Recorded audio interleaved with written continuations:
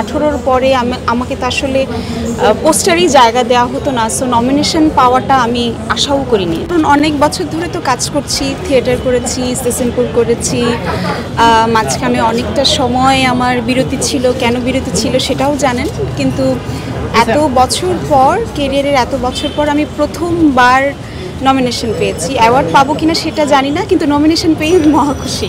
Thank you, আল্লাহর কাছে অশেষ রহমত। এইটা ডিজাইন আমার নিজেরই। আমি আসলে খুব যেহেতু চারুকলায় পড়াশোনা করেছি, সো চেষ্টা করি নিজের কস্টিউমগুলো নিজেই করার। আর এইটার বেসিক্যালি হচ্ছে যে, যেহেতু প্রথমবার যখন শুনলাম নমিনেশন পেয়েছি, তখন মনটা একেবারে প্রজাপতির মতো উঠছিল আমার।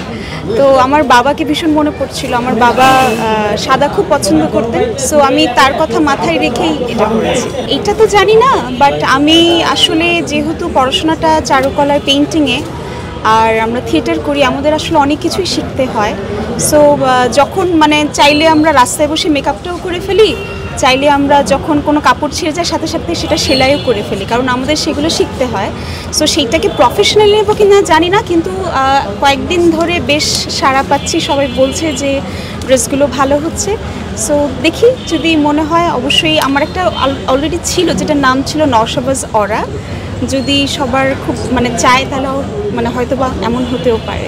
দেখেন, এখন পর্যন্ত যেহেতু কখনো নমিনেশন পাইনি, নমিনেশন পাওয়ার আনন্দটা কি সেটা আমি জানতাম না।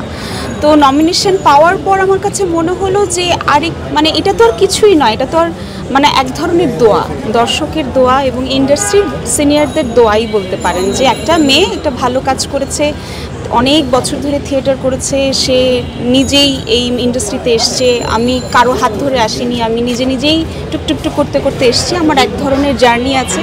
সো যখন একটা নমিনেশন হয়, এবং এর আগে তো বেশ কিছু কাজ হয়েছে, হয়তোবা আমি কোনো আক্ষেপ রাখতে চাই না, হয়তোবা আমি এমন কোনো ভালো কাজ করিনি যেটা দর্শক অথবা ইন্ডাস্ট্রির মানুষ মনে করছেন, কিন্তু এটাও আমি জানি যে 18-র পরে আমাকে তো আসলে পোস্টারই জায়গা দেওয়া হতো না, সো নমিনেশন পাওয়াটা আমি আশাও করিনি। ইনফ্যাক্ট আমার প্রতিক্রিয়া তো আমি জানিয়েছি, এবং আমি সবসময় খুবই সচেষ্ট, এবং আমার যেটা মনে হয় ভুল সেটা আমি বলি, এবং তাতে আমি ধরাও খাই সবসময়।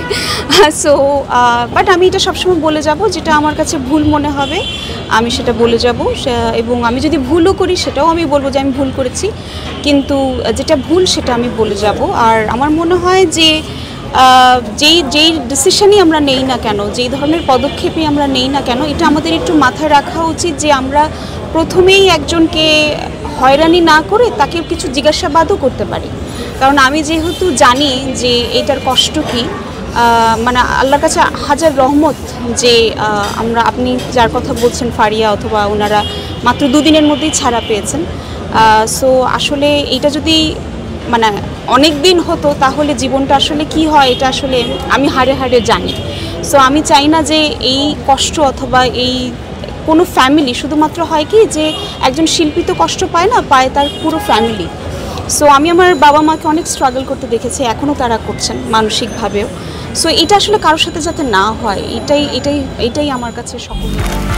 নিউজ টাইমস 24 BD, সত্যের প্রত্যয়ে আমরা।